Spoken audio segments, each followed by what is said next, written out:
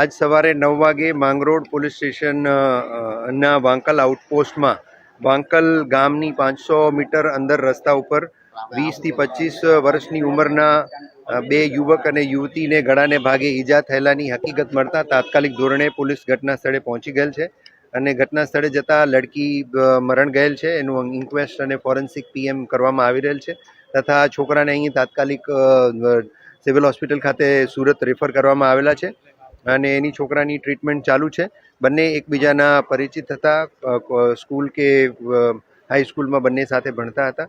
છોકરી કોલેજ કરતી હતી અને છોકરો અત્યારે જે છે એ બીજા કોઈ કામમાં હતો એવું હાલ પ્રાથમિક દ્રષ્ટિએ જાણવા મળેલ છે. પોલીસ તમામ વિગતો અત્યારે વેરીફાઈ કરી રહી છે અને ઘટનાનું કારણ શું છે એ જાણવા માટેની પણ પોલીસ દ્વારા તમામ પ્રકારના પ્રયત્ન થઈ રહેલ છે. ઘટના સ્થળ પર હાલ મળતી માહિતી મુજબ ત્રાહિત કોઈ વ્યક્તિ, ત્રીજા કોઈ વ્યક્તિની હાજરી જણાઈ આવેલ નથી. તેમ છતાં પોલીસ આજુબાજુમાં તપાસ કરી અને ઘટના વિશે માહિતગાર થઈ અને આગળની કાર્યવાહી કરી રહી છે.